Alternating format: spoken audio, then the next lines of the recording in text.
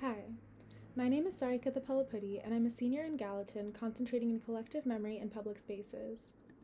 For my Dean's Award for Summer Research project, I was particularly interested in how textile artists think about meaning and resilience through their arts practices. I originally started this project thinking about textile arts as a whole, but as I considered the vast and rich history of textile arts, I became particularly interested in quilting and the role that quilting has played in resistance. I conducted oral history interviews with Chicago-based textile artists and created a series of 9 naturally dyed mini quilts, 8 of which were embroidered with quotes from the interviews that I conducted. I was inspired by the work of the Gee's Bend quilters, who are a group of Black women in Gee's Bend, Alabama that have been creating striking abstract quilts dating back to the 1800s. Some examples of their work are pictured here. Their work and artistic practices have been primarily passed down through maternal lineages and have been integrally tied to a care for their communities despite disenfranchisement. The quilts of Gee's Bend were created using the leftovers of material and time and originally served in part a practical function. Quilts were used to divide rooms and keep their families warm. The creative work of the women in Gee's Bend was inseparable from the work of caring for their communities and loved ones.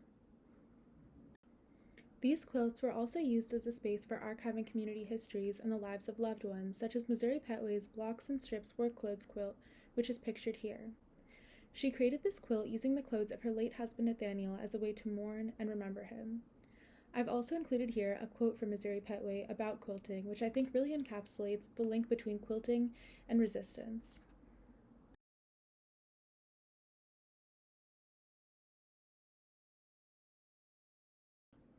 I decided to use quilting and oral histories to conduct my research because of the unique role that both possess as archival practices.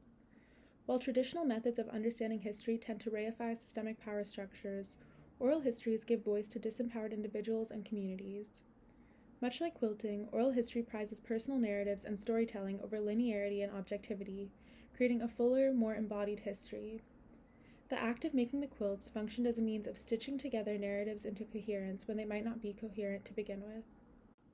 I conducted 2 oral history interviews, each of which was about 45 minutes to an hour long. The first interview I conducted was with Dr. Melissa Blount. Melissa Blount is a clinical psychologist and textile artist whose work primarily focuses on the experiences of Black women. She is the creator of the Black Lives Matter Witness Quilt Project, which uses quilting to keep alive the names of Black women who were killed by institutional and interpersonal violence. She has also created embroidery works such as the ABCs of Black Girl Magic, which is pictured above, and is a textile abecedarium containing the names of 26 historical and contemporary Black women. The second interview I conducted was with Dorothy Burge.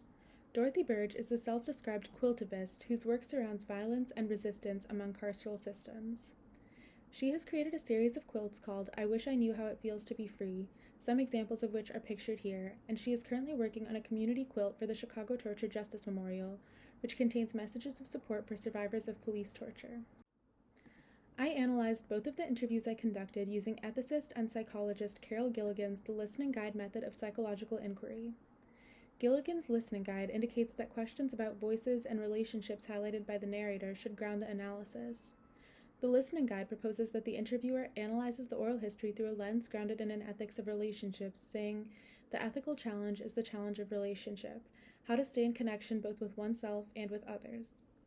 This challenge of relationships allows for the experience of the person interviewed to take center stage and prioritizes the interviewee as an expert in their own truth. After analyzing the interviews, I identified 4 main threads throughout the interviews: quilting as a process of grieving, quilting as an expression of care, quilting as a space of meditation, and quilting as a means of archiving. These became the guiding framework for choosing the pole quotes I wanted to embroider onto my quilts. To create the quilts, I used a patchwork method in which the quilt top is created by sewing together usually geometric pieces of fabric. I created the quilt tops by naturally dyeing my fabric blocks with materials such as indigo, mulberry, walnut shells, turmeric, and black tea. Pictured here are the dyed quilt tops before embroidery. I then hand embroidered the quilt tops using a chain stitch and chose quotes such as, I come from a long line of quilters, which represents the theme of archives, while quotes such as, it's an exercise in grieving, it's expansive, represent themes of grief. Other quotes such as, I like the feeling of the thread in my hands, the movement of it, evoke the meditative quality both Blount and Burge describe. After embroidery, I attached the quilt tops to a piece of cotton batting and backing, which is what creates the traditional 3-layer quilt sandwich. The video here shows me machine quilting the 3 layers together, which is essentially when the quilt top, batting, and backing are decoratively stitched together to create the texture that quilts are known for.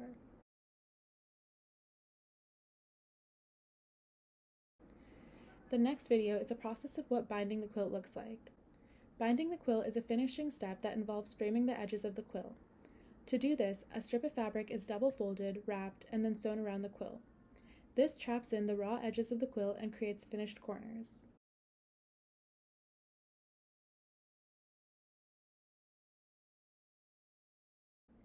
Pictured here is the final product of all 9 of my mini quilts.